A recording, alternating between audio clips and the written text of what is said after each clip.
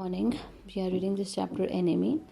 We have read till where when Hannah was all set to give anesthesia to that prisoner, and she gave him anesthesia. And after that, what happened? She crouched close to the sleeping face of the young American.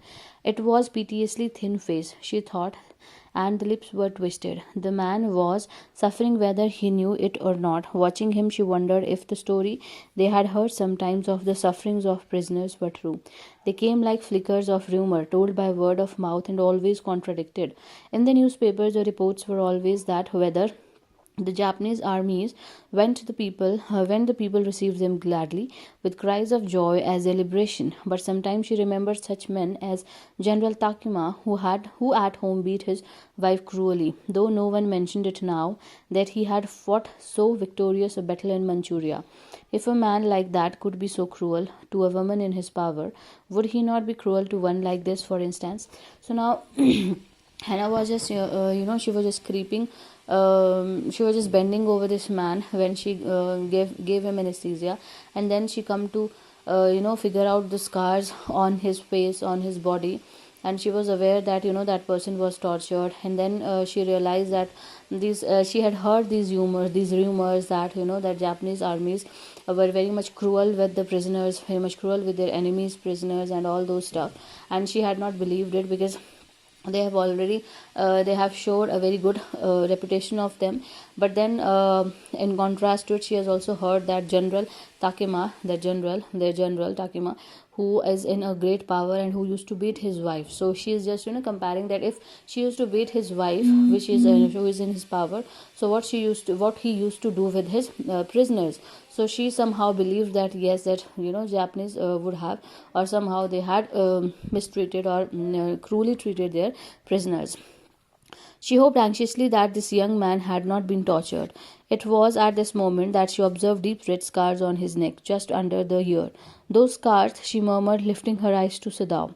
But he did not answer. At this moment, he felt the tip of his instrument strike against something hard, dangerously near the kidney. All thought left him. He felt only the purest pleasure. He probed with his fingers, delicately familiar with every atom of his human body. His old American professor of anatomy had seen to that knowledge. Ignorance of the human body is the surgeon's cardinal sin, sirs. He had thundered at his classes year after year to operate without as complete knowledge of the body as if you had made it. Anything less than this is murder. So she saw some scars on his neck, and she asked about those scars from Sadao. Sadao knew it very well, that how these people used to treat their prisoners. He didn't said anything, and at that moment he was just focusing on his operation, and then his instrument struck a bullet that was there in his kidney, and he was happy that finally he was able to get that bullet out of his patient's body. And then he remembered his professors, who has always told him that first to become a doctor, first and foremost need is to know everything about the human body, and that is his habit of doing that. He knew everything about the human body, about every nerve of it, every tissue of it. So this made him very great doctor.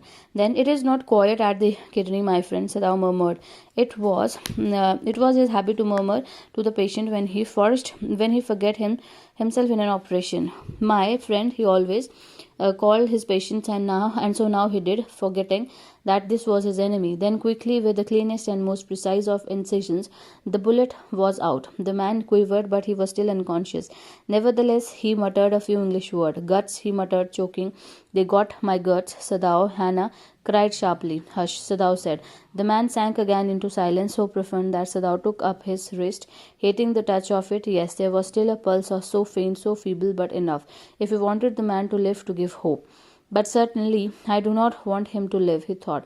No more anesthetic, he told Hannah. So now he was talking to his patient while he is doing operation.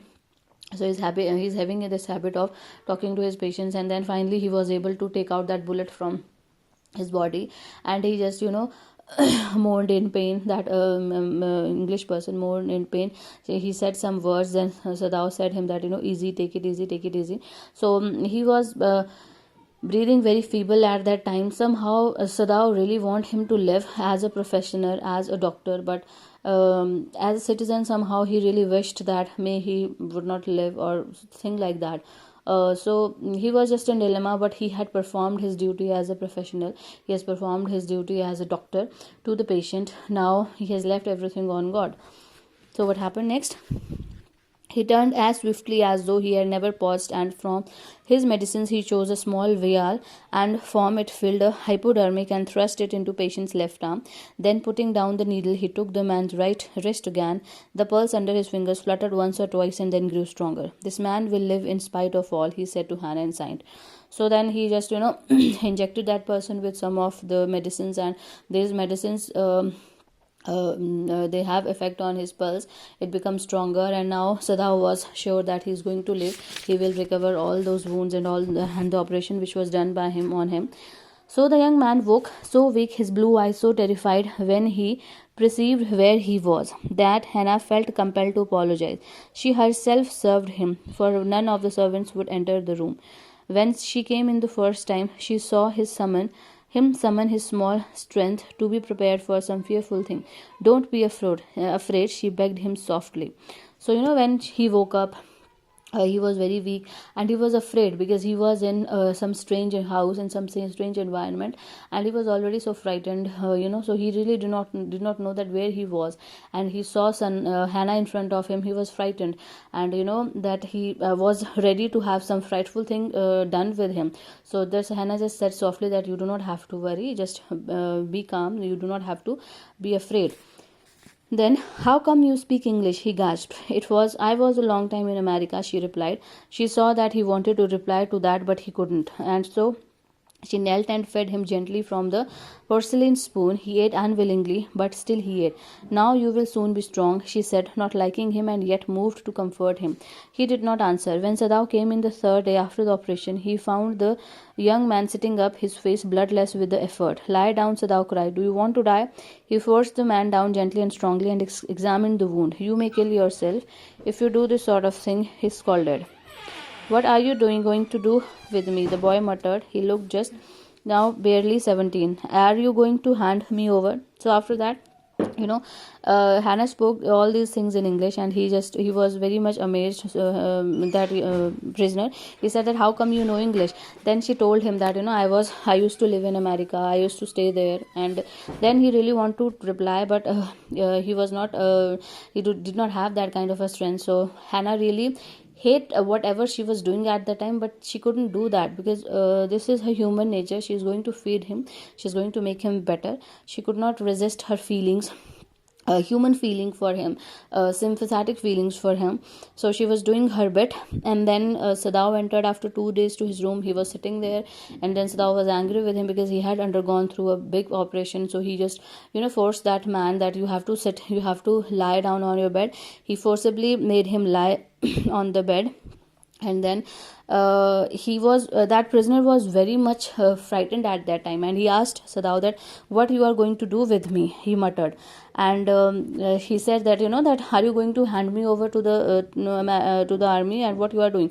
And then they come to know about his age. He will be barely 17 or 18 years old. He's just a young boy, he's just a tender boy.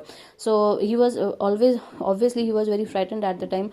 Although he was in a doctor's house, although they have treated him, but still he was in his enemy's home, he was in enemy's boundary. So then what happened next? For a moment, Sadao did not answer. He finished his examination and then pulled the silk quilt over the man. "I do not know myself what I shall do with you," he thought. I ought of course, to give you to the police. You are a prisoner of war. No, do not tell me anything." He put up his hand as he saw the young man was about to speak. "Do not even tell me your name unless I ask it." So, when this young man asked Sadao that, "What you are going to do with me now?" Sadao said that, "I really do not know what I have to do with you, but for sure you are a prisoner, so I am going to hand over you to the police." And he really want to speak that prisoner, but Sadao said that, "You do not have to tell me anything about you." Why? Because Sadao really do not want to have any kind of personal attachment, any kind of familiarity with that person, because he knew that he is going to hand him over to the police, and he really do not want to have any kind of human attachment with that person. He do not want to become soft cornered for him or emotional for him. So that is why he just resists, that you do not have to tell me your name or whatever you want to do. I do not have to do nothing with that. They looked at each other for a moment, and then the young man closed his eyes and turned his face to the wall. Okay, he whispered, his mouth a bitter line. Outside the door, Hannah was waiting for Sadao. He saw at once that she was in trouble. Sadao, Yumi tells me the servants feel they cannot stay if we hide this man here anymore, she said. She tells me that they are saying that you and I were so long in America that we have forgotten to think of our own country first. They think we like Americans. So now what happened, he just talked to him, and then this prisoner just, he went to sleep, and then Sadao came out of the room, and then he talked to Hannah, and he come to know that that Yumi is telling that all other servants, they want, they are saying that they could not work for them anymore because they have stayed in America for a while, so they have forgotten their own country, their faithfulness towards their country, and that is why they are just giving shelter to this man, and they couldn't work here unless this person is here in their house. So now this was a very tough situation for him, very problematic situation for him. So now how Sadao is going to deal with it, we will read it in next lecture.